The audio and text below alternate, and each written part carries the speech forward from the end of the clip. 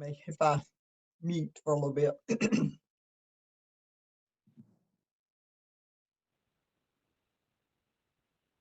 think Harrison's on. Let's see, y'all. Lori, just kind of tell me when everybody. Yeah, I'm writing down everybody's name right now. To see if Laptop is, I don't have as big a screen to.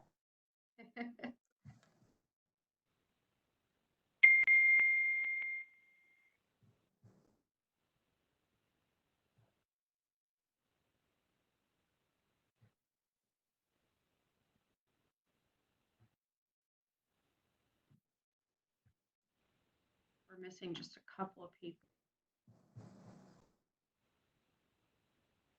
Who's call in user 3? Maybe. Well, no, that's not right. I don't know. I don't either.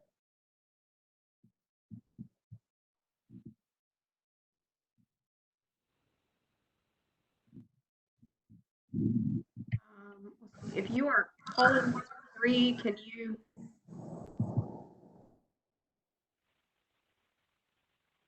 identify yourself?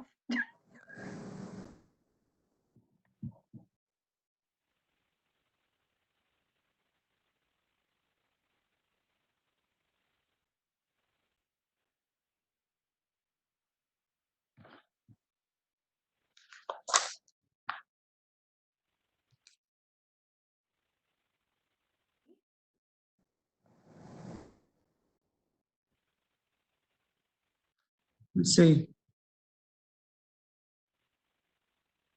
think we're missing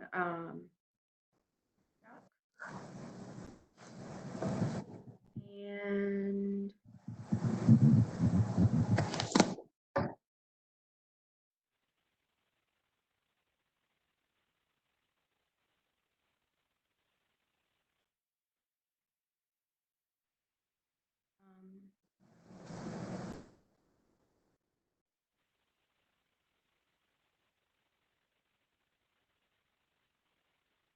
Patrick. Okay, so I think we're just missing Chuck.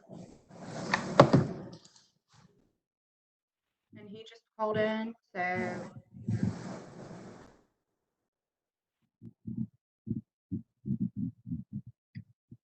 Who? all members are on. We're just not sure who this call-in user 3 is. Okay.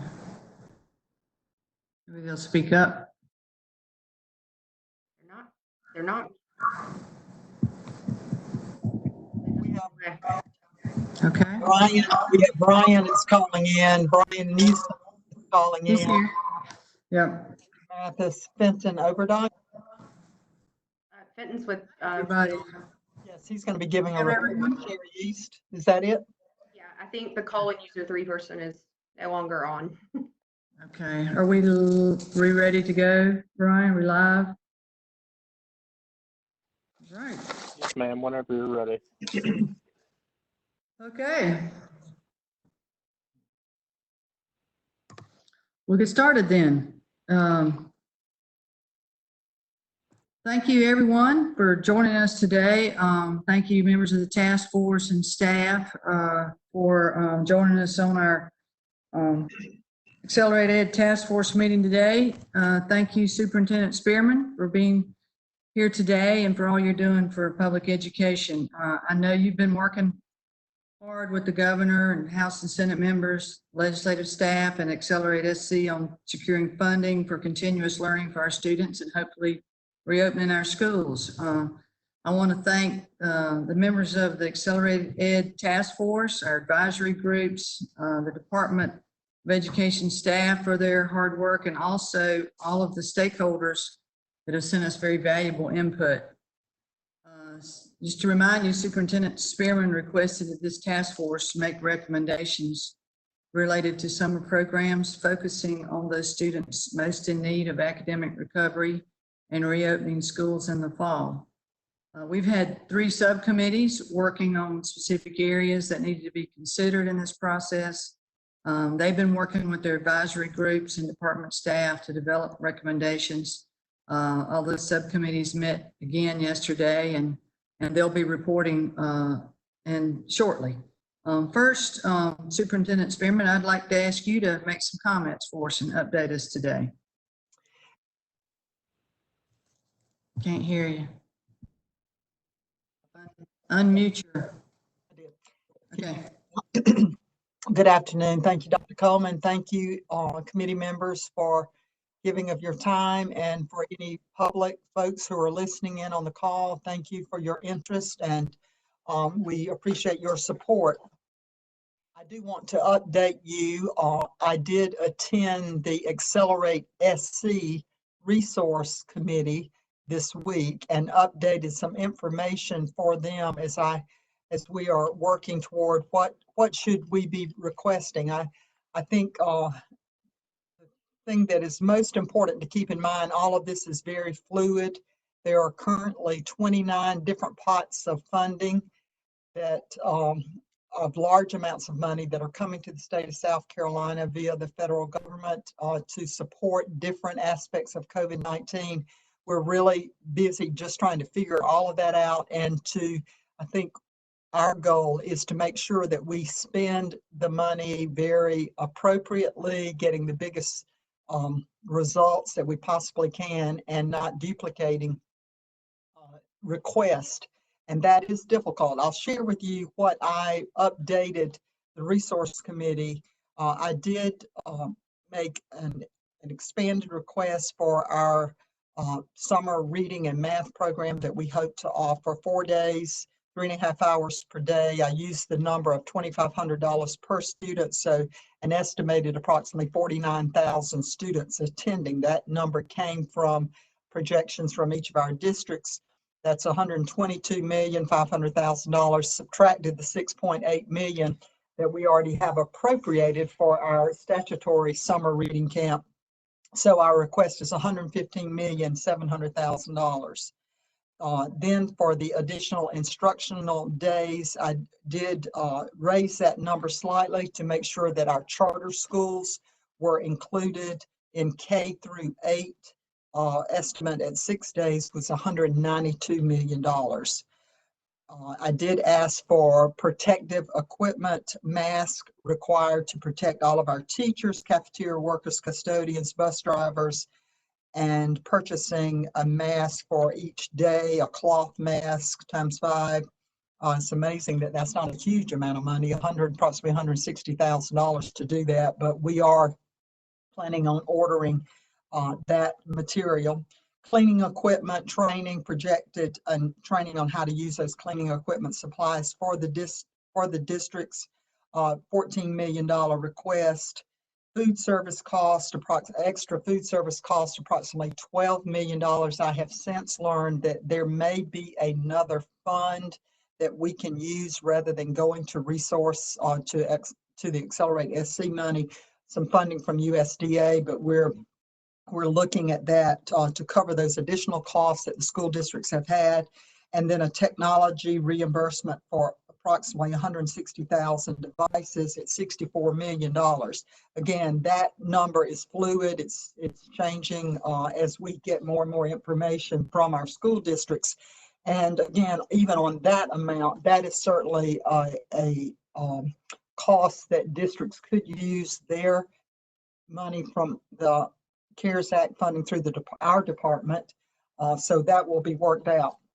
I gave an estimate to the committee of how the department might spend our $21 million. And again, this is not a locked in, but here's what we are looking at, some of the possibilities that we would purchase the expansion of a learning management repository.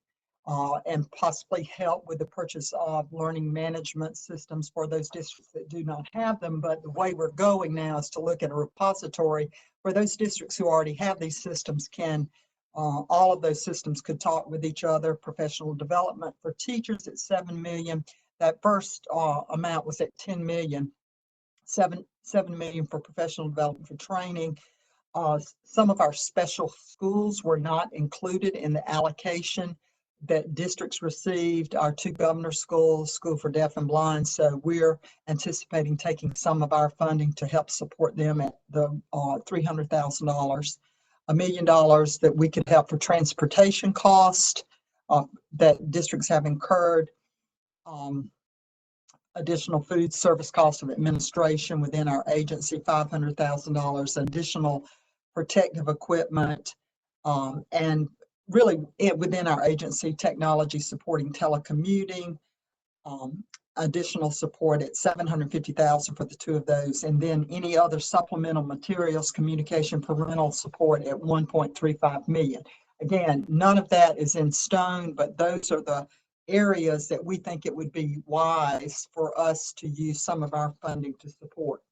One of the big questions, and I've talked with Scott Turner, your chair, and several of you, is on the fact that the 1.9 billion is reimbursable money. So how do you upfront the cost? And I know most of our districts would not have the funding available. So we are looking at how to do that.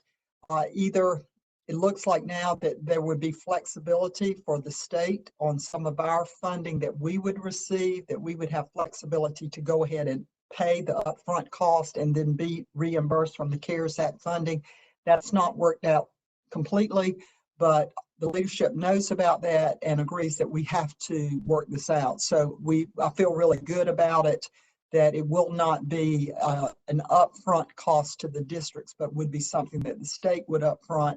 We would send those funds out to you and then be reimbursed as the state. So those are the things that some of the things I've been working on. I know y'all have been really busy. I'm looking forward to the committee reports. I know some of your tasks are harder than others because we're looking into a crystal ball. I would like to say there were some rumors flying around that we had already made decisions on how things were going to operate. That is not true. There are options. We're waiting to hear from you. And certainly all of this is fluid because we have to kind of wait and see what's happening when we get to July, when we get to August. Our goal is twofold. Our goal is to run an operation that is safe and looking at the health of our students and our staff to protect them as much as possible. Can it ever be 100% safe? No, that's not true on a common day. You may pick up some type of virus, the cold or the flu. So, but we know this is extraordinarily dangerous and a concern, but we can never do 100%, but we want to get as close to that with the confidence of our parents as possible. And then our second goal is to get back to school as normal as possible, as soon as possible. So putting those two together is still very fluid, and listening to your recommendations and making the decisions as we get closer, that's what's going to happen. So I appreciate your work and I look forward to hearing your report today. Thank you, Superintendent Spearman, for that information and outlining those goals, which certainly is a challenge, but one that is definitely a priority. And this group is working very diligently to make some recommendations to you.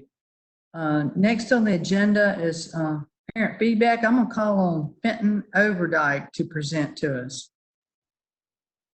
Good afternoon. Thank you for inviting me. I'm Fenton Overdyke. I'm Vice President and Director of Research at Chernoff Newman. At the agency, I oversee all phases of research from, client consultation and methodology recommendation right down to, analysis and reporting of findings.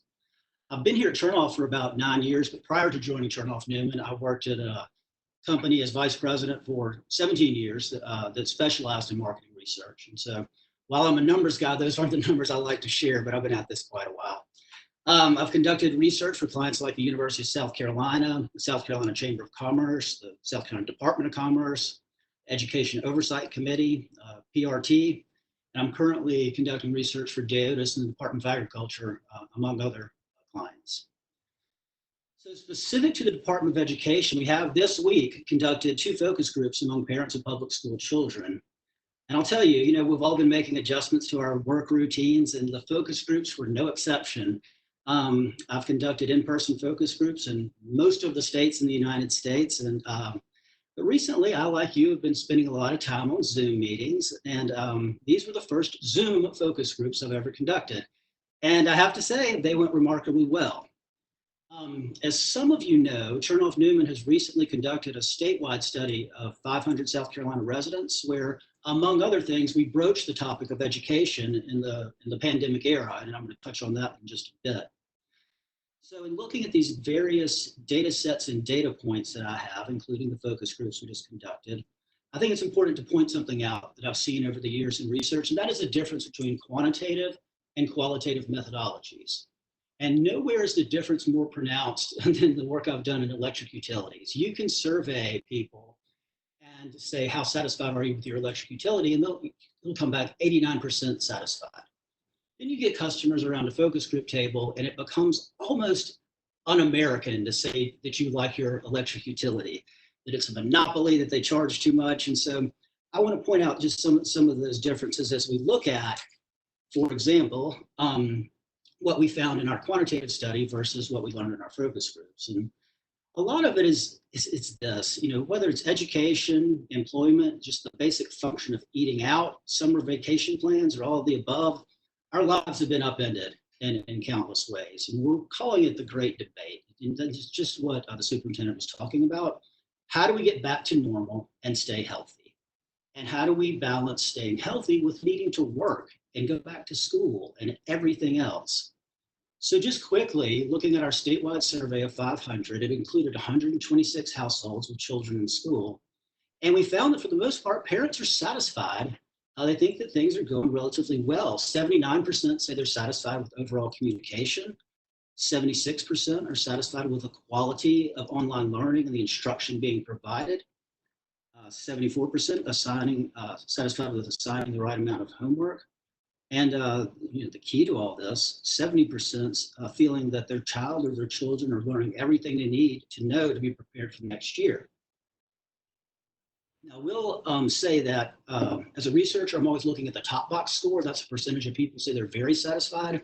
And on that last one, feeling that your child is prepared for next year, only 25% said they're very satisfied. Which brings us into the focus groups. And what did we find? The superintendent was just talking about this. With education, there's never been a one-size-fits-all solution. And this environment is certainly no exception. And I would say, while fraught with caveats, the general consensus is to get back to school. Parents are very appreciative of teachers and recognize that, our teachers are trying their very best, but the bottom line is that many parents are concerned that their children are falling behind. There was learning in the focus groups of both, parents and students are struggling some with remote learning. It's a learning process for everyone, right? And, while we heard some suggestions for improvement, like better coordinating and minimizing the platforms that are being used and where information is housed and obtained, again, the bottom line is parents are concerned that their children are falling behind. And so to this end, there was a great deal of support for summer learning programs or camps to help get students, particularly our struggling learners, to get them caught up. And this, again, speaks to the environment we're in. Can you imagine if we asked this question, hey, parents, do you want to have summer school? The reaction we've gotten just a couple of years ago, and so it just speaks to how different this environment is. There was also a desire, speaking about the camps and programs, to, if possible, have them in person. In fact, we heard some parents say, listen, if it's just more remote and online learning, no, thank you. Now, I recognize that the environment is going to dictate what's allowed, so we don't get to make that call. But I just wanted to point that out. There was a strong interest in the summer programs and a strong interest in there being in person, if at all possible. Parents were also very supportive of adding additional days to the upcoming school calendar to help students get caught up. Again, with this feeling that, while things are going as well as they can, that the learning is not at the pace that it was when everyone was in school. Again, strong support for spending extra time next year reviewing instruction that was provided during the current school closure. We talked in the focus groups about, how do we come back and what does that look like? And we found that for some parents, there's some skepticism around a partial or a split schedule. and how that would really affect their jobs and daycare situations, that introduces some complexity and doesn't really alleviate, some of their concerns and pains. And I would say at the same time, I mean, parents recognize that going back to school, it's easier said than done. It's one thing to say, yes, we need to get on with things. They recognize that social distancing and wearing masks would be a serious challenge, especially for our younger students. And some even felt, and again, these are focus groups. This is qualitative. I'm not saying 75% of South Carolinians feel this way. I'm just saying this is what we picked up in talking to 18 people. Some even felt that wearing masks could create, an environment of fear, especially for younger children. And this is where the caveats come into play. I mean, there are parents whose children are immunosuppressed and they have or have special needs, and they just don't feel it would be safe for their children to come back. There are even parents that just don't want their children to return because they're concerned about, getting sick and being exposed. I mean, without going into too many rabbit holes, we even found that within some households under the same roof, if you will, parents were ready to send some children back, but not others.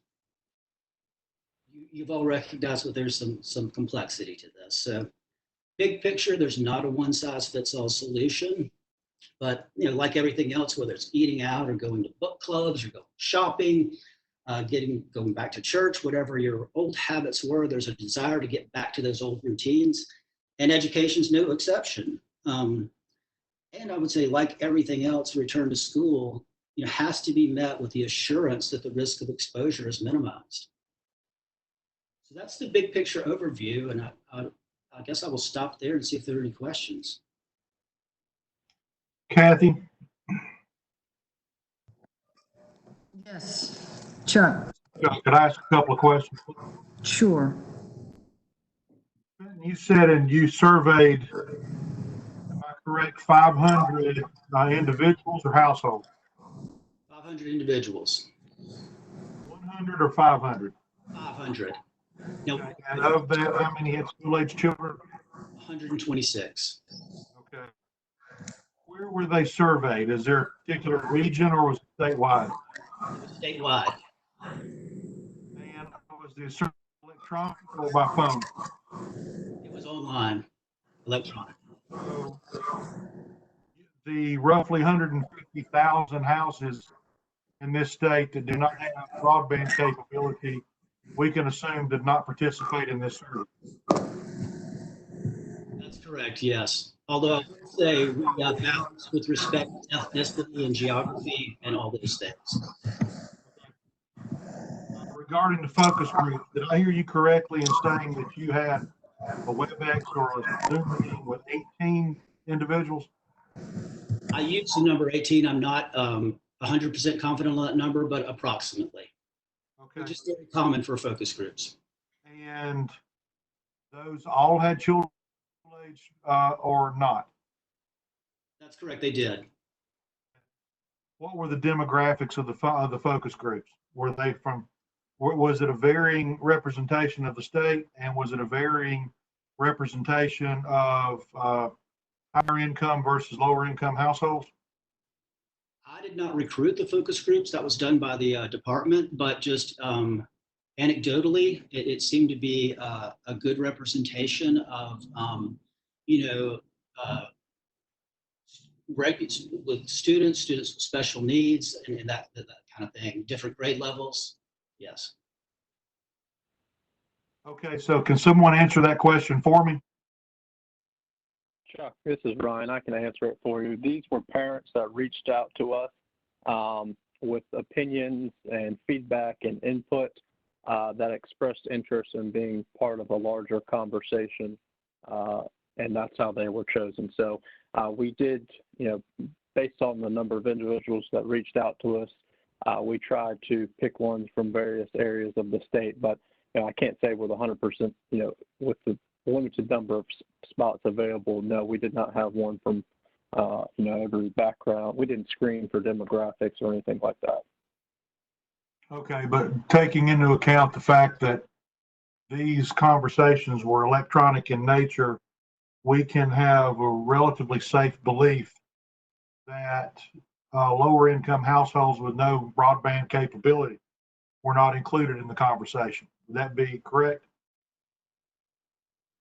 Yes, given the nature that they took place over Zoom, yes, it is safe to assume that, you know, an individual that did not have, well, I can't say that, and that, you know, they could have participated at a, you know, at a site that did have internet connectivity. But yes, I would err on the side of what you were saying.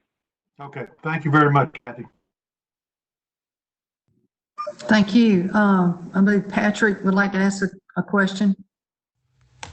Thanks, Kathy. I got two quick questions, Fenton. Thank you for the info. First question is trying to square discrepancy. It's probably the wrong word, but I'm trying to square two different pieces of info you shared compared to the survey of 500 residents and 126 households with kids, and then the results of the focus group. Your phone survey indicated, or your online survey indicated that 70% of households with children indicated they were satisfied with the current learning environment. But then your focus group, which I understand is a smaller group, indicated that the number one concern seems to be that their children were falling behind during e-learning. So how do I square those two pieces of data? So keep in mind, the online survey was conducted from April 13th to 18th. So it was a snapshot in time. You know, it's been a couple of weeks since then. And I would say that just like with everything else, there was an acceptance where we were, and now people are more and more eager to get out and shop and eat. And education is no different. Everything is evolving. I also want to point out that 70%, only 25% said they were very satisfied. And it's easy to say, you know, you're somewhat satisfied. And so I wouldn't look at the quant and qual as being night and day different. I would just say that, as I mentioned, qualitative tends to be a little more critical, but I don't see a big discrepancy between the two. Okay, and then quick follow-up question. I heard you say multiple times that focus group theme was a desire to get back to routine around schooling. You talked about restaurants. I get that. I think everybody in our society wants to get back to something like a normal routine. But there's a threshold at which, even though I want to get back to the routine, I'm not willing to do it until I feel safe and I feel confident. Was there any sort of trends that you detected in the focus group of what that threshold might be? No, that's a very difficult question to answer. I don't think anyone quite knows. I think the important part is that safeguards are put in place and safeguards are communicated. We are doing everything we can to ensure that we're minimizing the risk of exposure by doing A, B, C, X, Y, Z. And that will allow people to make a determination on their own if they think that is that's reasonable and safe then to come back. Thanks, Kathy. Well, thanks, Fenton. Thank you. Kathy, I have a question. Sure. Sure, Scott. Fenton, as we know, as we've worked in schools, safety becomes the number one priority for parents when they feel there's a threat. And so over the past few years, we've all invested heavily in safety and security measures around our campuses. I don't see this as being any different. So when you say we assure them we're doing everything possible to keep children safe, I think that's kind of, I'm not sure that logic follows all the way through if we if we get to the point where we say we're going to open up fully in the fall and we aren't social distancing or we're not providing PPE for students. Did you have that conversation with parents? So tell me ask me your question again. When you say they want us to be fully operational because of childcare and going back to work and normalizing life, did it really get down to the point of that versus safety and security? Are they willing to sacrifice some level of security, if we call this a health security, versus everything going back to normal? We didn't quite get into that level of detail, exactly what that looks like.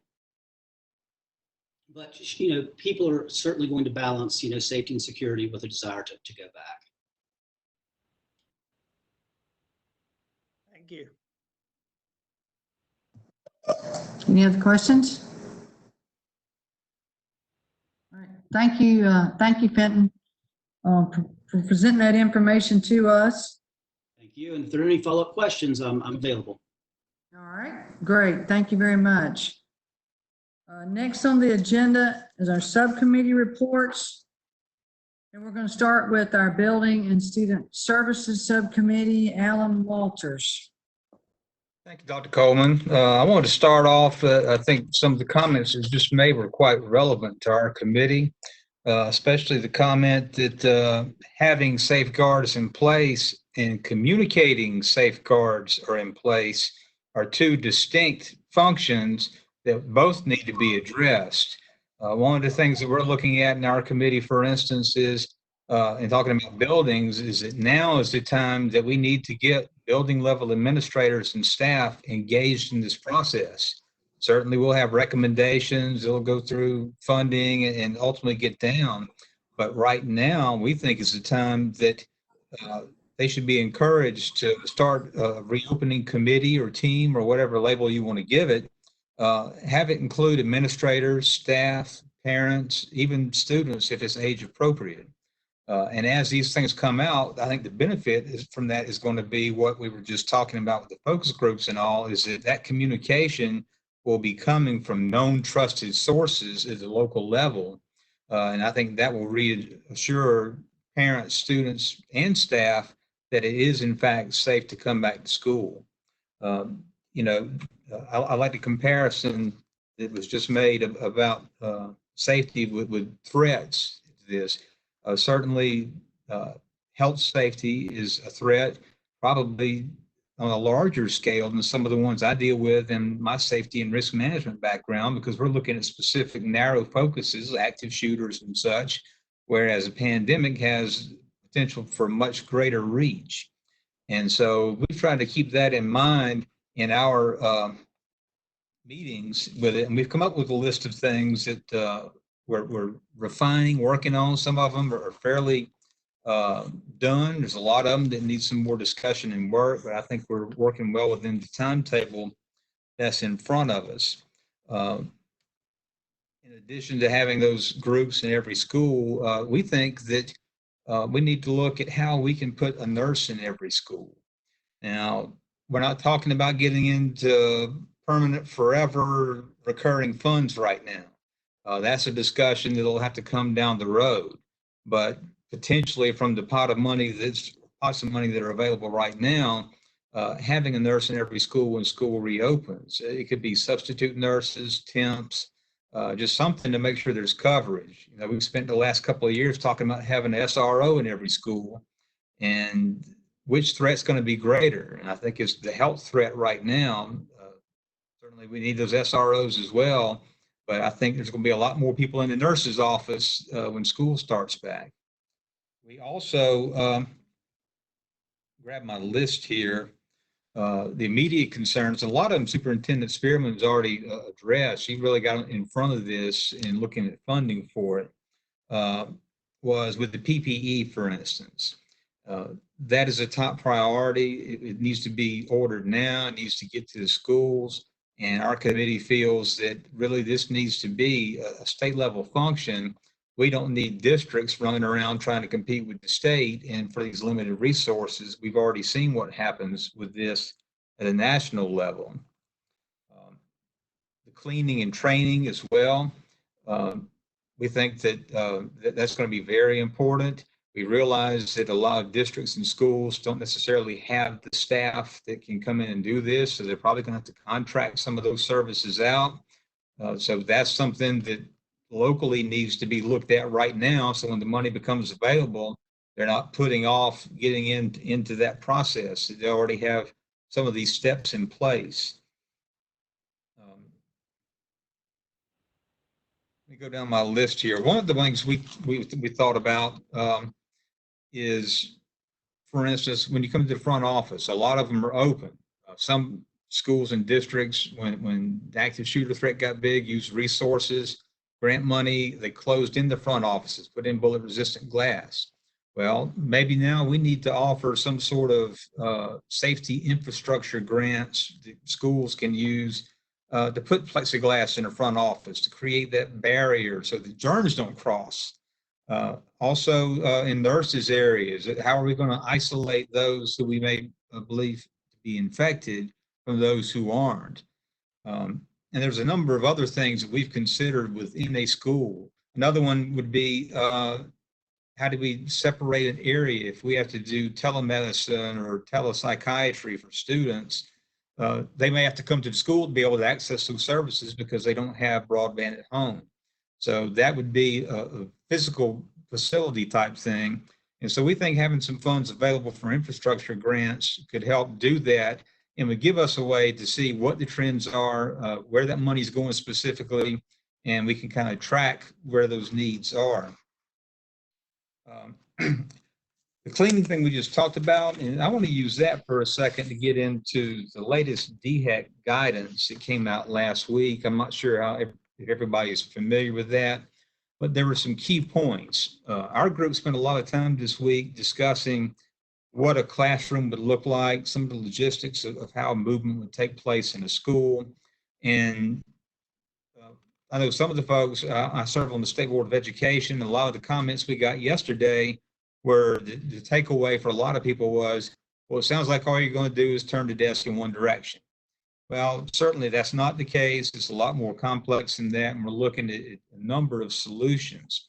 But in that DHEC guidance, I want to be sure and point this out to people because this numbers that keep floating around. And it says, and I quote, "To the extent possible, maintain at least 6 feet of distance between each person." So that's not a hard number. I don't think that somebody's going to go in and measure if it's 5 feet, 10 inches or 6 feet. There's some discretion and some common sense that has to be used in looking at these classroom layouts. Another point from that was about masks that comes up. The language there quotes, "strongly encourage to wear masks or face coverings as much as possible." So there's 2 qualifiers in there. And we recognized in our committee, because we're looking at students with special needs, that some of them, particularly with certain types of medical disabilities, that's just not going to be possible. And so that's something that we'll be considering as well. There's a lot of talk about temperature screenings. Are we going to have people standing out in front of the school with a thermometer before people come in? The DHEC guidance on that says routine temperature screening of persons entering the school is not recommended except for facilities serving vulnerable populations. So I think as we look through that, we looked at some other things with cleaning. It says routine cleaning and ensuring that adequate supplies are available. There's a lot of qualifiers in there. And I think Superintendent Spearman was right on point when she made the statement that what we're looking at now is a fluid situation, and the guidelines and parameters, distances, all these things that are in place right now may not, in fact, probably won't be the ones that are in place by the time we're looking at having summer activities, classes, and ultimately with the start of school. We also looked at some of the policies. I'm sure our recommendations are going to include, for instance, restricting visitors. It's just a matter of access control. Again, that's not new in a lot of places. We've done that for security purposes because we need to know for physical safety who's in our facilities. Now, because of medical safety, we'll have to do that as well. So I think you're going to see a lot more restrictive visitation policies in schools.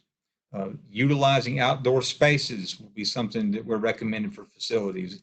And then looking, though, at how those facilities are secured. For instance, we're going to use more outside activities. They're probably going to have to be fenced in. There's probably going to have to be ways that you can maintain proper supervision. We've talked about providing devices. Broadband as being a priority. The mental health curriculum was something we've discussed quite a bit because there's going to be social emotional learning issues. There's going to have to be evaluations, testing to take place when students come back, because all of these things are going to affect their ability to learn. And we would like to see that there is a mental health protocol in place so that at all levels of education, not just necessarily with counselors, that we're cognizant of that and aware of what to look for, and then having resources available to make the proper referrals. We're going to recommend that there be a resource list, and we have some wonderful folks on our advisory committee from a number of agencies who are a wealth of resources and knowledge that are going to be great help. And we just want to make sure that people know where they are and utilize those.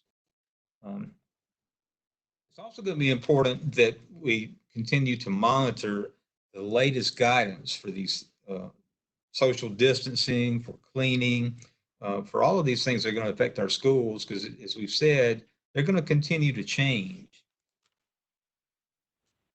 And I guess the last thing, I could go on for a bit because we've had so much wonderful discussion, but back in my law enforcement days, we used to have a saying, and it was, if you don't have a plan B, plan A is not pretty good.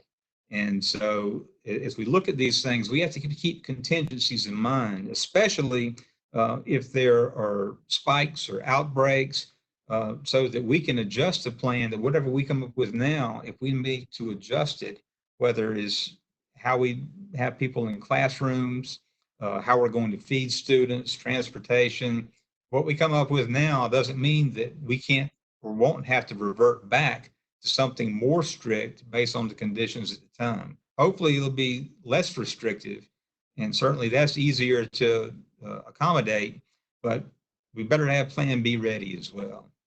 So I think I've covered pretty much everything on our list at this point. As I say, we're hoping that we can have some of these in more concrete fashion very soon to report back to the task force. Thank you, Alan. Any comments from your subcommittee? Kathy, if I could. Sure. Alan makes an excellent point related to the DX qualifier. And as I shared with the subcommittee, I think we need to only utilize those in an extreme basis, because right now the communities that we are all representing are only hearing from our elected officials and from the media the 6-foot distancing. They do not hear the qualifiers that are in some of this documentation. And so if we choose to start utilizing the qualifiers that are laid out by DHEC, to me, we run the risk of raising concerns in the community with parents. They expect 6 feet. And if we go to something different, we could run the risk of a pushback. I just think as we move forward with these conversations, we need to make sure that we keep that in mind of what the public is expecting us to deliver at the end of this conversation. Thank you. Thank you. Any other member of the subcommittee? All right. If I could jump in for a moment. Sure. One thing that we're focusing on as well is preparing for summer programming. I know he talked about the need for nurses, but also the need for like guidance counselors to be present when those students, or if the students go back and to start those summer programs, so that they're available so students can have access to counselors and be able to talk through some of the things that they've experienced at home. So making sure that guidance counselors or some sort of mental health clinicians are available during that time as well. And I'm sure that we'll add that in our recommendations. Thank you, Sean. Yes. If I may jump in, Alan, I'm getting a lot of feedback. Are y'all hearing me okay? Yeah. Alan, that was a great report, and I was taking notes. Thank you all, your subcommittee, for the good work. I don't know the number right off the top of my head of how many schools have nurses and do not have nurses. I think most do. However, there may be a part-time nurse, quarter-time nurse. So I don't know if you all ask for that information, but we will certainly gather that for you to really look at what would the price tag be. I think just like any adding additional personnel to a school, it's about availability of people. But I really appreciate your thoughts and comparing this risk to the security risks that we've been facing with active shooters and the tremendous infrastructure buildup we've had over the last few years, decade, for that type of risk. Certainly moving forward on a health risk with a nurse at every school, because I'm concerned, and I think for Chuck's point too, we know what the parameters that DHEC has given us. There's nothing to say that we don't go above that. And this taking temperatures and having protective equipment, we have already, as I mentioned earlier, ordered the or in the process with the state ordering the protective equipment.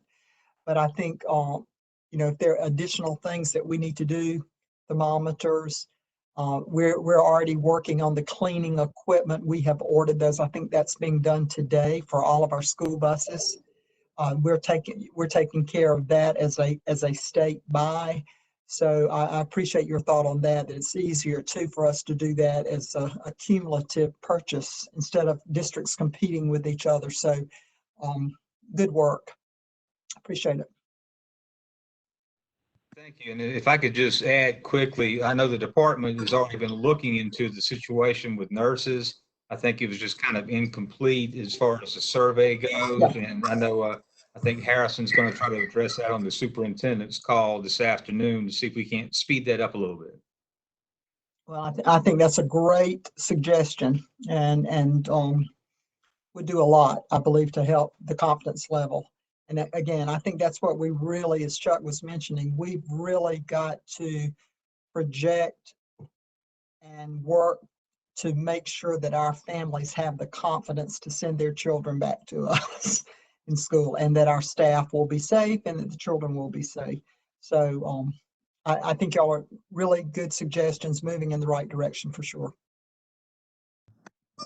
Thank you. Thank you, Molly. Patrick, you have a couple questions? Yeah, just two quick questions for Alan's subcommittee that doesn't necessarily need answers so much as just throwing them out there to make sure, or to see if you guys had thought about them. And I echo Chuck's point about being careful with the DHEC exceptions. I think that was really well stated, not just from a confidence standpoint, but a safety standpoint.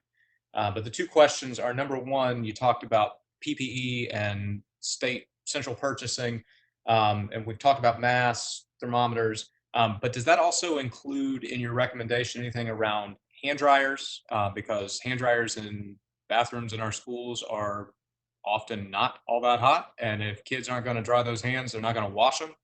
And hand sanitizer, because traditionally the top two sourcing of hand sanitizer in a school is either a parent supply list, which I don't know that we can appropriately rely on given current unemployment numbers, or number two, it's the teacher supply check. And when we've got teachers that are out buying their own personal devices to lead e-learning, I don't think we can rely on that either. So that's a cleaning need that is typically sourced in a school, but not in a way that I think we should rely on for the fall. The other question would just be around entry points. You made great points about how we've built secure single entry points into schools.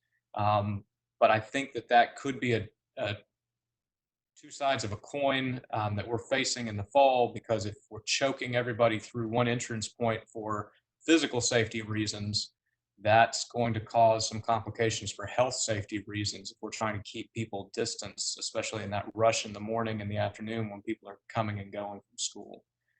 So more than anything, just comments to throw out and to see if those would just hit you guys' radar.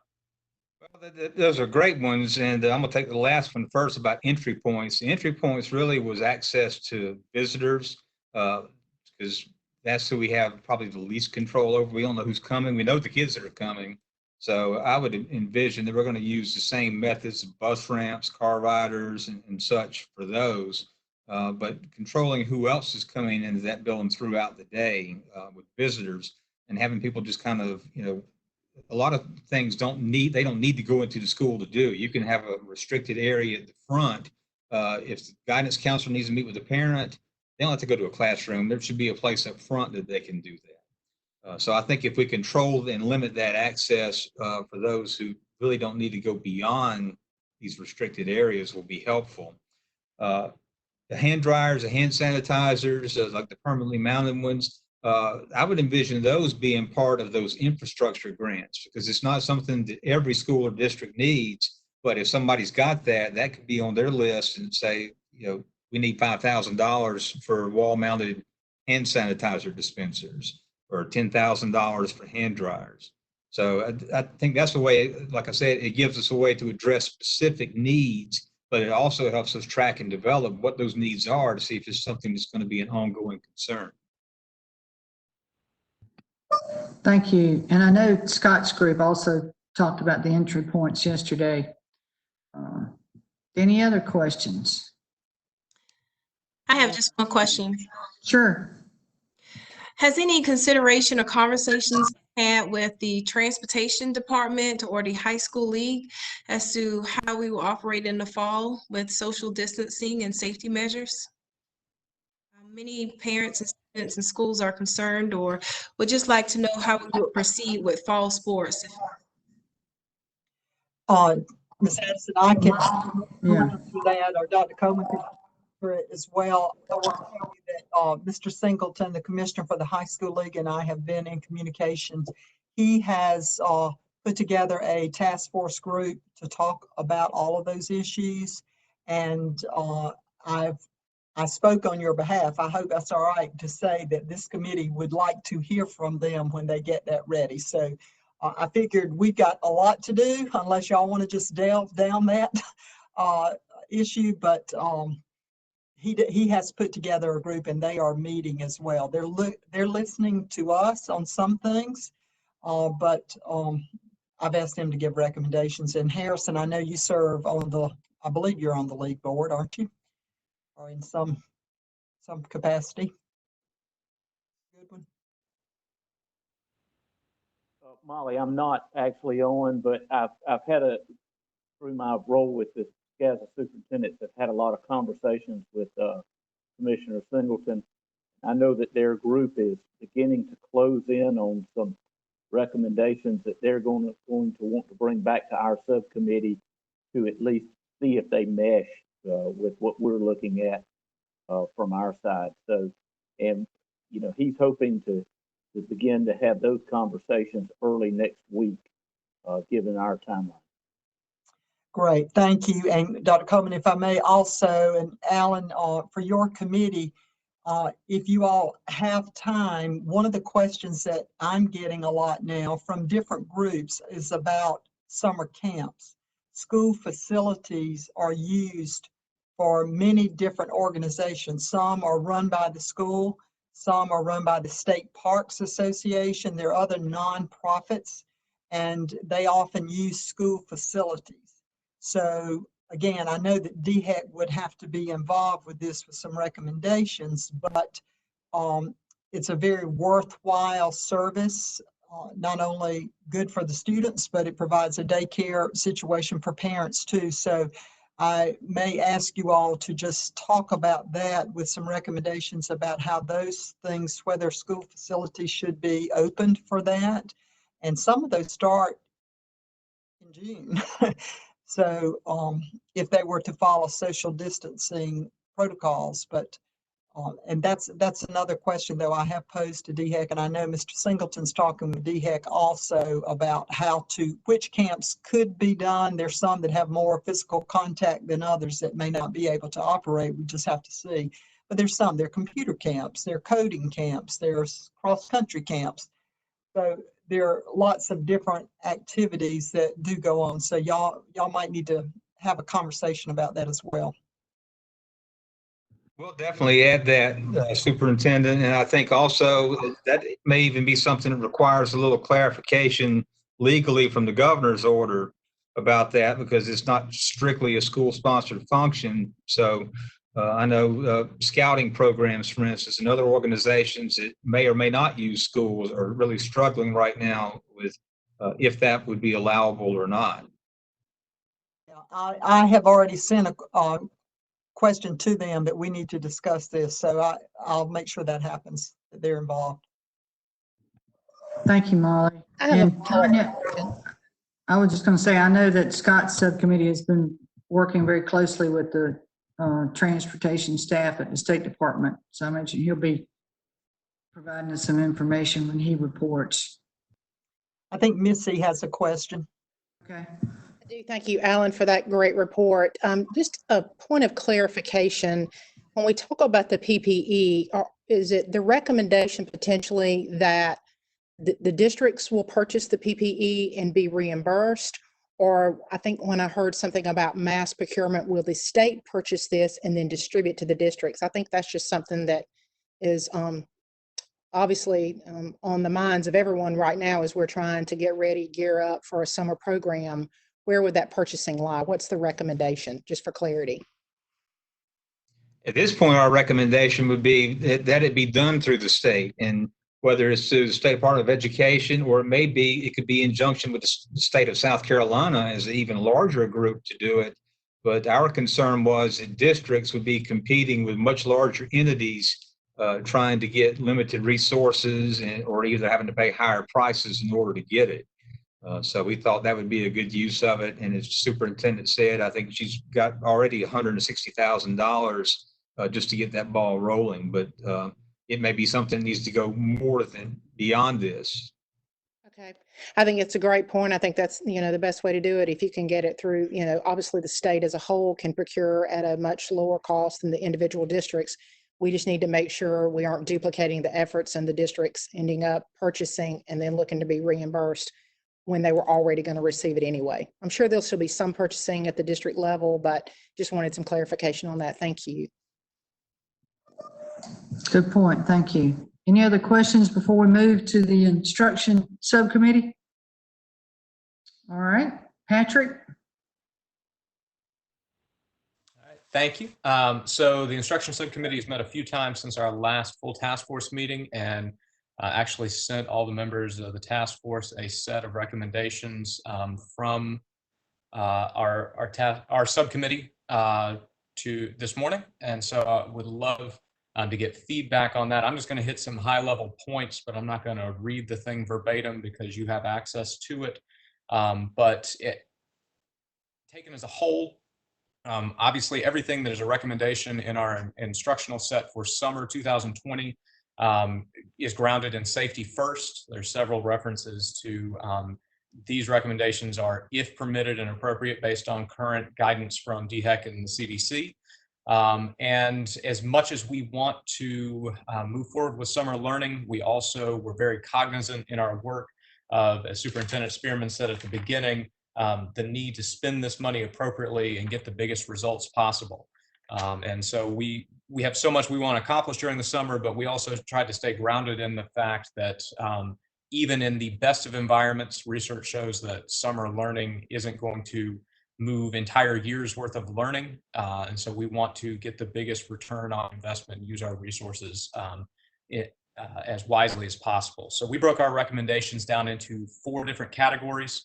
The first being around learning activities for the summer. And the high level takeaways on learning are these. Number 1, for recommendation for districts to continue their traditional summer programming, especially 3rd grade reading camps and summer school for middle and high. But we also in those recommendations talked a lot about format and delivery of those learning opportunities. And so the district should choose the delivery format that best aligns with their capabilities and the health situation at the moment. But to the greatest extent possible, we recommended against digital summer learning environments, partly for the very reasons that were shared with us from the parent feedback focus group, but also because we know, especially for our younger learners, which are the heavy focus of some of our summer programming, it is not the most effective delivery format. Especially when you look at a skill like literacy. So we recommended moving and avoiding distance to virtual delivery systems. And if that means that we have to change dates of reading camps to push it back further in the summer, the closer we can get to something that is in person better, but again, driven by what the health situation is at the moment. Beyond traditional programming, we have some recommendations in there to encourage districts to get creative with the additional funding that they're going to receive through the federal recovery dollars, in addition to what Superintendent Spearman mentioned as possibility of summer enrichment for K through 2 and reading and math. We have some recommendations around potentially looking to use pre-service teachers at our institutes of higher education as tutors in one-on-one settings in conjunction with social distancing guidelines for students that have been identified as districts. This is similar to something that Governor Haslam in Tennessee pitched this week. And we think it could be a good way to support our pre-service teachers, but also give our students access to the small group learning environments that we know can move the needle most effectively.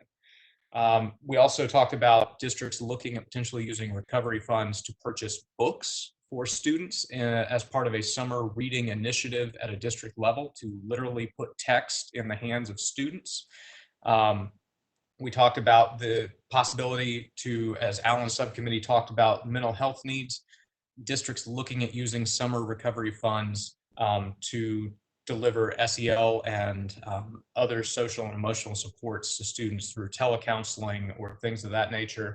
And finally, we talked about districts having the potential to use those summer recovery funds for CATE-specific needs for high school students, especially those that still need to complete industry certifications that require coming in on a one-on-one basis. We know the governor's order will allow that to occur some toward the end of the school year, but we also recognize that that may need to carry into the summer beyond a normal teacher contract.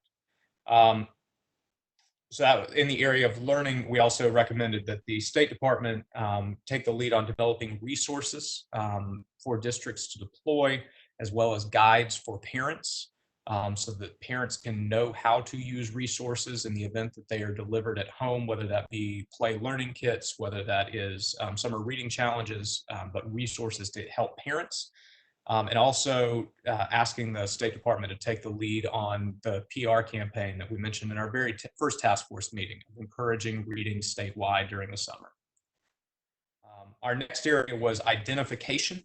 And really what we're looking at here is using the summer as an opportunity to set our schools up to hit the ground running as effectively as possible in the fall, recognizing that the likelihood of full bore summer programming is unlikely given the health situation. We want to equip our schools and our teachers to be ready to go to the greatest extent possible when we can get back to something close to normal. And so identification would include a few things. Number one, it would be districts strategically identifying students that are most likely to have experienced learning loss as a result of school closure, beyond the data that we have available, beyond the data we traditionally use for summer reading camp identification. So not just MAP scores or our learning or writing portfolios at the elementary level, continue to use those, but also use data that districts have already compiled around student engagement during periods of school closure. Many districts have required teachers to document who's not engaging, who's not turning things in.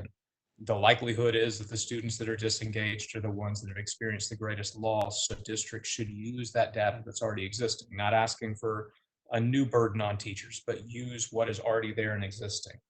Once those students are identified, districts should try to use the summer, especially as we move into July, to try to do some one-on-one diagnostic testing of students. So that when we get to the fall, we can minimize the amount of diagnostic testing that we're doing with the start of the school year, and instead move directly into instruction. And we did suggest that districts in particular target a couple of groups of students, K through 2, because we know third grade is already a priority area. We talked about students moving into 6th grade and 9th grade, so your transition years. Our English language learners, students that are migrant, students that are homeless, and our students currently on an IEP or in process of evaluation for services under IDEA.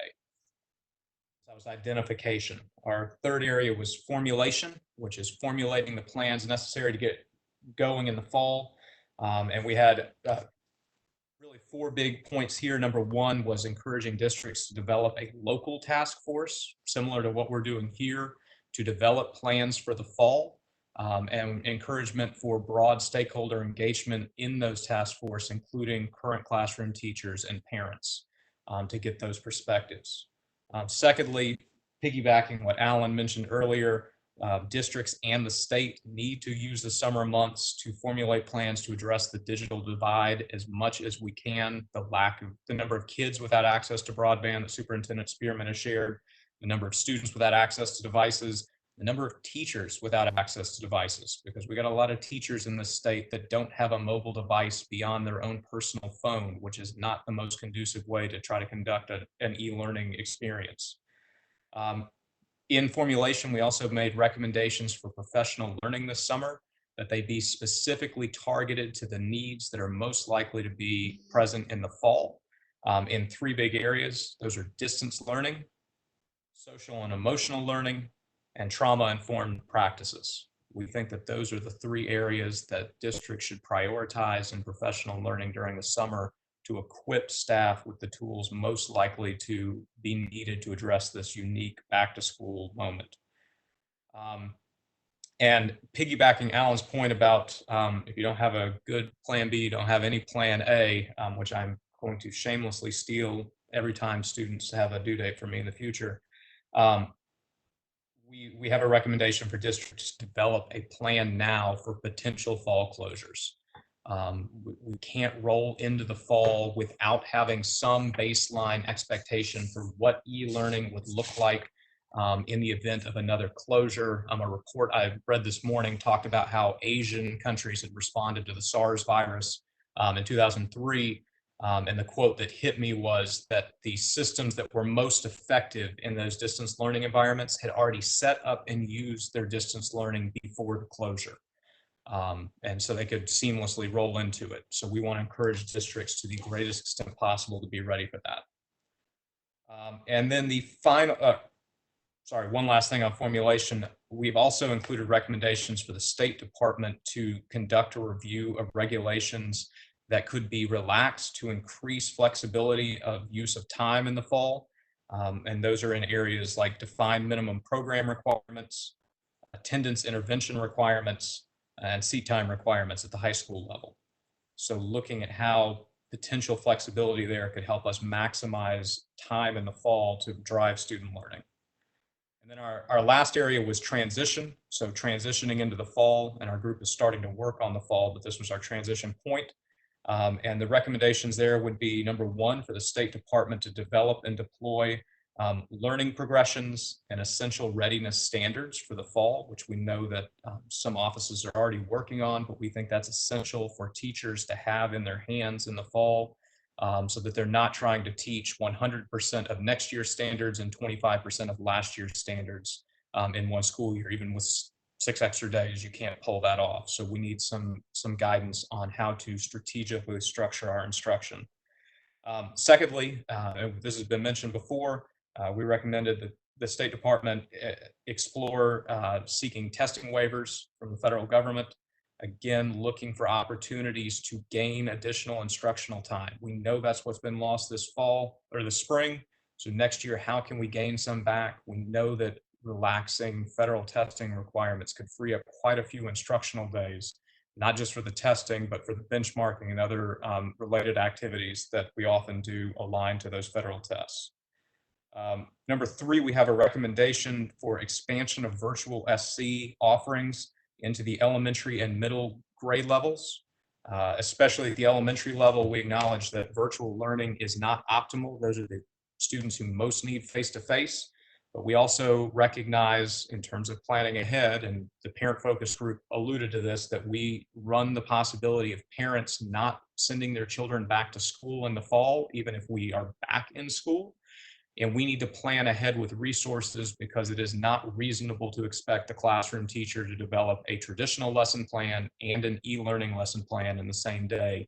So the state and districts have to be able to bridge that resource gap, so that our teachers aren't trying to teach 2 different environments simultaneously, because some kids are at school and some kids stay home.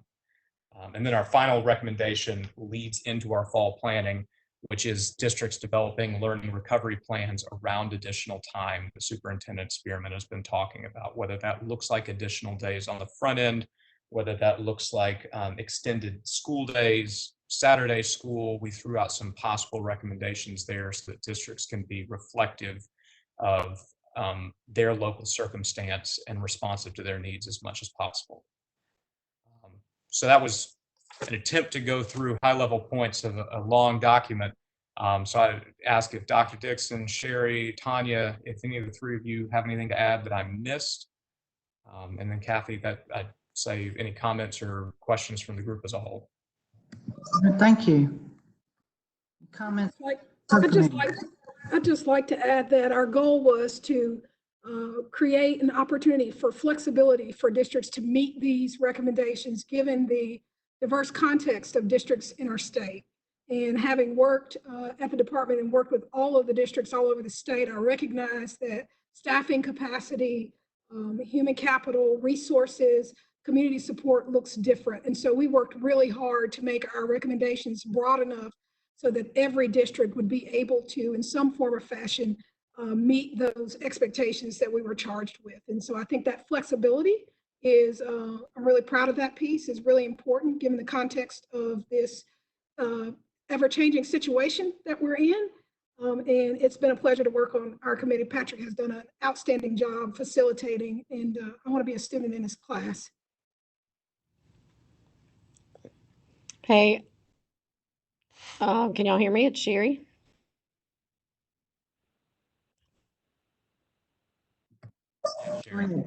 Hey, I ditto Latoya. It's been a great committee work that we've done and put in. I just want to echo the digital divide that's out there. When we heard Latoya talk about some people in her own district that don't have Wi-Fi, like teachers and administrators that were driving in to sit in parking lots to do their work.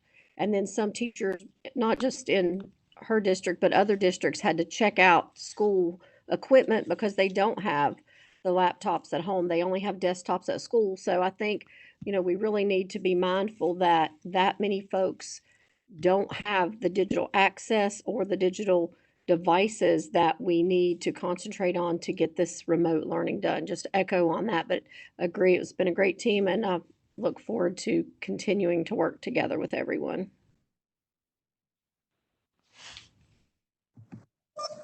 Thank you, Sherry. Tanya? Have any comments? Yes, I just want to reiterate something that we talked about during our meeting, which is that there is a department at the State Department that's working on the learning progressions. So as we begin planning in the fall as districts, those learning progressions and essential standards should be available for us, because we recognize that school will not look the same. And so we are looking to provide, the state is looking to provide some relief to districts so that we can begin planning for the fall.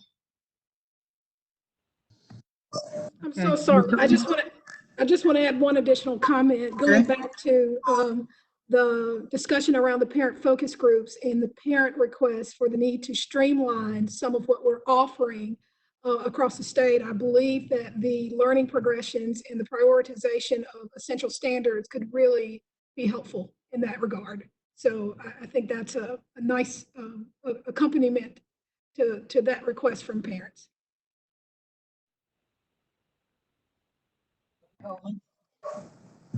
Yes. Excellent. That was an excellent report. Thank you, Patrick, and all your committee members. I really appreciate the attitude, the can-do, a way to, how can we make this happen, and being flexible. I appreciate Tanya saying, school may not look like it's always looked. And that's hard. That's hard for us, as particularly me, and we've been in it for so long, and it's looked pretty similar. It's changed a little bit, but not a whole lot over the years. And I think realizing that point, that we are at a place now where school may look different, and we need to be adaptable. And so I really appreciate your suggestions. Just a couple things. I am encouraged by the dialogue that's going on with the Accelerate SC. I'm sure some of you have listened in. There was a huge push to try to improve the accessibility, affordability of broadband in the state. Then it looked as though because we didn't have a plan that the money might just be appropriated to get a plan. But I know that people are working feverishly. I've had some excellent meetings with the providers, the telephone companies, the public companies that are out in our communities, with the co-ops, with lots of folks who are really very, very interested in making sure that students do have accessibility. It may not all be the Lexus or the Cadillac version of very, very high speed or 5G, which some of the regional large folks are interested in, but to get this access out. So there's some great work going on. The State Chamber of Commerce is leading that. We have folks, I know Beth Bibb serves on that committee. So I really do believe that we're going to see an improvement in some of our funding used for that. I will tell you, we're looking seriously and just had a staff meeting this morning to move as quickly as possible. I think we're getting very close to doing some type of procurement for this repository for learning management systems to improve and support the districts that don't have it and pull together the districts that do. So I've just encouraged my folks to move wisely and quickly, swiftly, to get this ready so that we'll be in much better shape come the fall than we were this April, March and April when all this happened. But great recommendations. Thank you, Superintendent Spearman. Any other questions or comments from the task force members? All right. Thank you, Patrick, for that report. An excellent report, and we do appreciate your subcommittee's work on that. Next is Operations Scott Turner. Thank you, Kathy. To the group, Sherry, Brian, and Missy, and I, and our advisory committee members, we focused mainly on the summer because I think Molly was gracious and gave us a little bit more time in terms of planning for the fall. Molly, we're grateful that you made the request of the resource committee of Accelerate SC. We think those funds, if they're appropriated, will be sufficient, but I just want to relay the urgency of getting information and guidance out to districts, because I've talked with principals in other districts across the state and they're getting no guidance right now. They're kind of in a holding pattern in terms of what are they going to offer this summer. And so I know right now you're waiting, you've made the request, but if there could be some kind of guidance or assurance put out to districts that all the things that we're talking about as a committee, I think it would free them up to have a little bit of confidence to move forward, that they will be able to afford to have these camps in July once we get them going. The second, so that was the finance piece, and you've covered all that. The second one we touched on was the human resource piece, and a lot of this Alan mentioned in his report were the types of positions that would be needed in a summer program, which obviously would be the teachers, teacher assistants, cleaning staff, bus drivers, food service, nurses, administrators, and counselors. I do agree that every school would need a nurse. We also thought we would recommend that there be a day of professional development or training for these people before we bring students back into the building. It may not require a full day, but they do need some type of training and discussion about how to follow these social distancing and health protocols that we've discussed. As far as transportation, we did get reports from the department. They are saying anywhere from 26 to 40 students on a 77 passenger bus this summer. That's basically one student per seat, and you could have more than that if you have siblings or students who are residing in the same household. They did tell us that the department had ordered 180 electrostatic cleaning devices, so they would be able to quickly disinfect an entire bus in a matter of minutes. But we do know those are on back order because everyone's trying to get the same equipment to do the same process. And so in the meantime, it would be on districts and staff to figure out other ways to disinfect those high-touch areas on those buses as we use them this summer. We talked about as bus transportation supervisors create routes, and every student should have an assigned seat, and that you load those buses from the back to the front to prevent passing up and down the aisle as those students enter those buses. As far as school sites, one of the things we discussed is, and I know this may not be efficient, but we think it may be best, is that every school have its own camp rather than having multiple schools converge on one site to have a larger camp. The reasoning behind that is it's easier for principals to hire their own teachers to run those camps. Those students are already familiar with that building and the layout of that building and the staff within that building.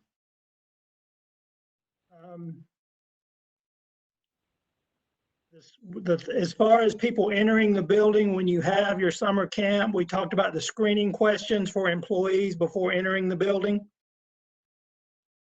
And I think Patrick mentioned this, I know Alan did, as far as designated entrances and exits.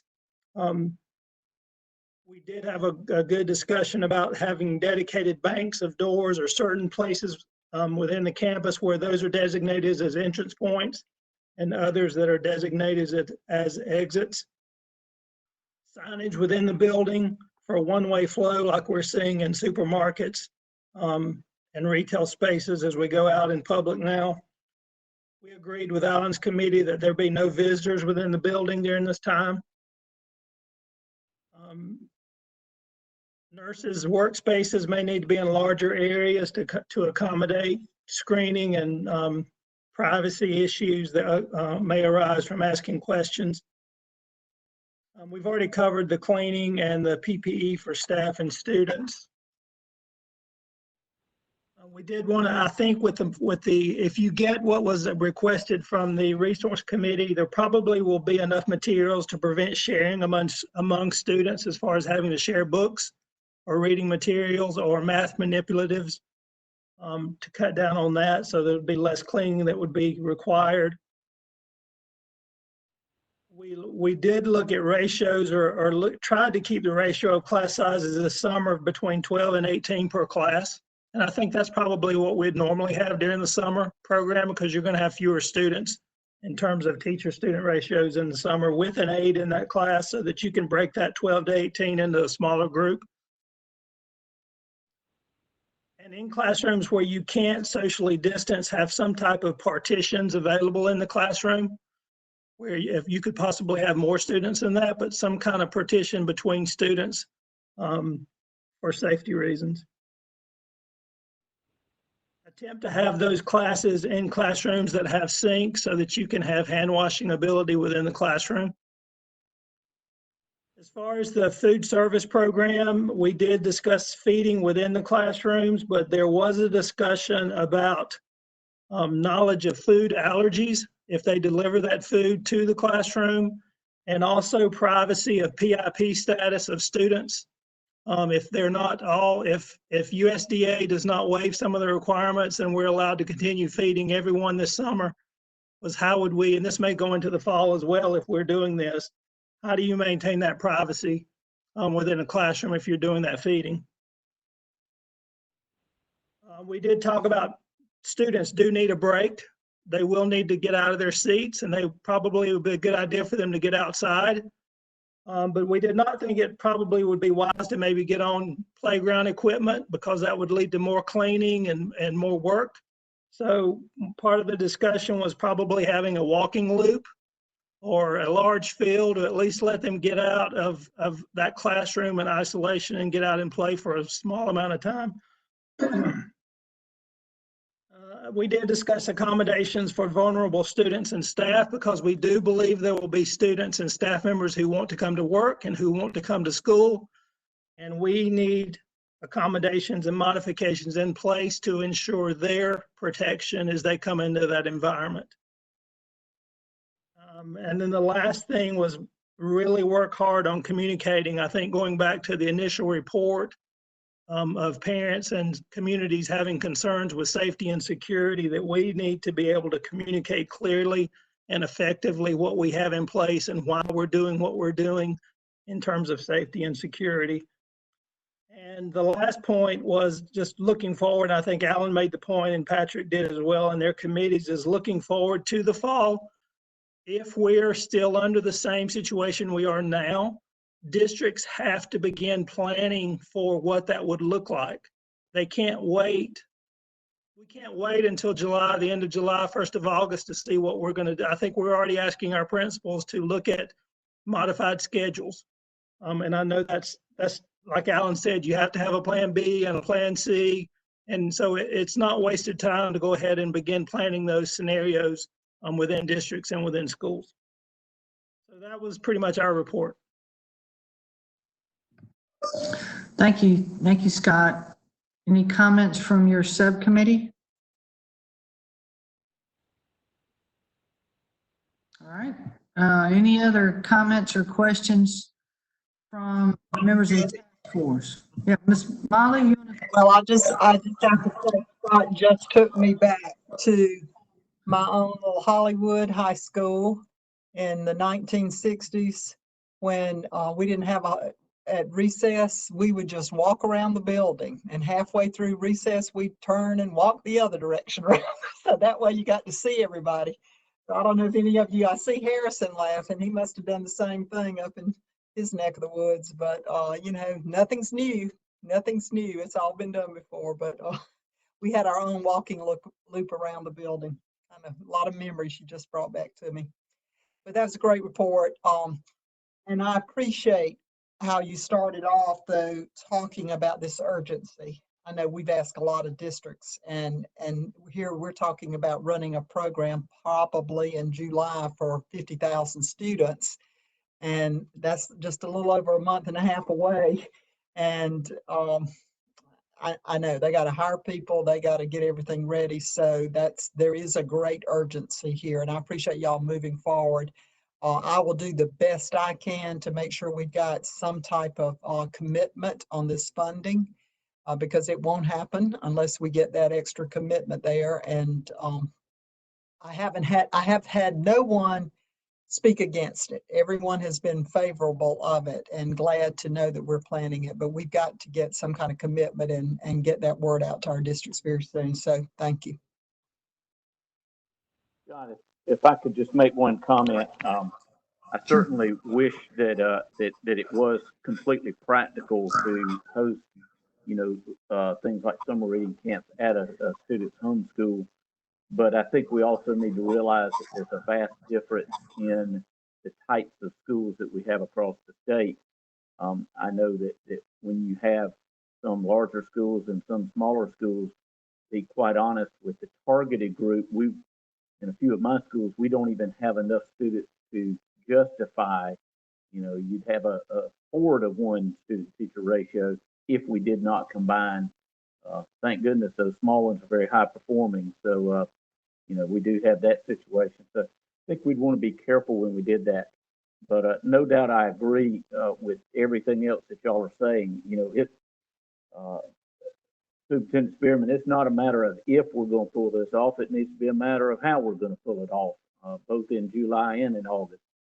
We shouldn't be the naysayers that we can't. We should be the ones who say, this is the task before us and we're going to do it. And certainly sounded like from y'all's report that, that was the attitude that y'all had going into it. And I appreciate that.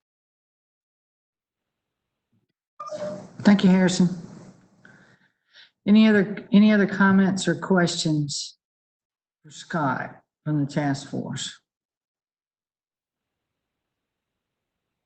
I know that every group has worked hard to try to address every question or situation that we can think of, and I really appreciate you doing a lot of hard work and due diligence to try to consider every aspect on these recommendations for our summer programs and moving into the fall.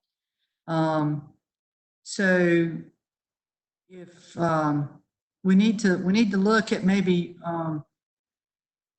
working the first part of next week on getting our subcommittees, each one I think has really kind of summarized and put together their subcommittee work. And, so I think we can work to put those together. I know, Superintendent Spearman, you'd like for us to at least have our recommendations, I think at the end of next week, at least on summer school.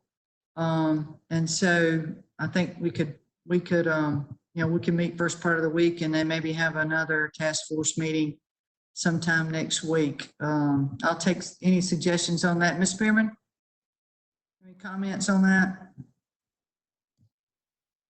Well, that would be very helpful, just as Scott has said. I mean, we're a little over 6 weeks away from July, so we've got to get some guidance out as complete as it can be. I think we could take another week or two following that for school opening, but obviously the sooner the better that we can get this work completed so we can get it out to school districts. All right. Any other comments or questions? And I want to thank the staff that you have on too for all their hard work. They've been really working hard with this task force and providing us information, and we really appreciate that. Yes, Ms. Dr. Coleman, I had failed to ask. I think Katie Milgis is on the call and prepared to give just a brief statement about the continuing resolution that passed yesterday. Katie, do you want to? That'd be great. Comment? Yep, I'm here. Yeah, so the General Assembly met Tuesday for the first time since April. The continuing resolution that they both bodies passed, so it was ratified on Tuesday. It's still awaiting the governor's signature though. But in that, it mentions 3 main things that would give the superintendent authority and the flexibility to districts and as well as the state agency to make the decisions that are necessary during this time. I think Lori sent the language out to all the task force members, so you should have it. It's section 4 in the continuing resolution. Just briefly to touch on the 3 main things. The first is the waiver of the statutory requirements concerning testing, assessments, and reporting.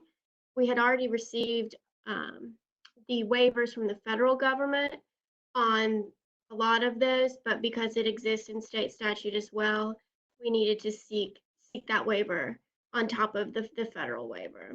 The second was that it would allow us to include all days of distance learning within the 180-day requirement for instruction, and that's found in 59-1-425.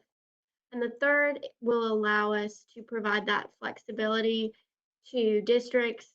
And an example of that, a lot of the problems we were hearing or concerns we were hearing from districts was the carry forward authority that they would need. And this would allow us to give them that authority to carry over those funds that they may not have been able to expend because of the school closures.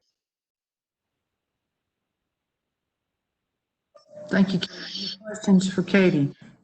Thank you for Lori sending the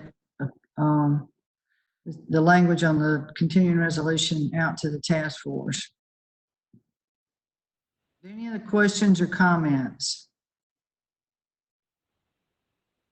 All right, then we will, Ms. Spearman will do everything we can to have you some recommendations pulled together in a document. It seems like this group has really worked to cover every aspect, and we'll put those together in hopefully in draft form and have that to you very soon, to your staff, and we will we will adjourn for today, and then we can schedule our subcommittees to do their final work. And hopefully have a task force meeting sometime next week and make some recommendations to you. So, and if there's other input, I know that I know your staff is still monitoring the Accelerated site to when people can make comments, and we appreciate those very much. We appreciate our stakeholders listening today, and we do value that input. So we will continue to monitor that also for input. So thank you very much. Thank you for all your hard work today. And I hope you have a nice afternoon. And again, thanks for all your hard work for public education.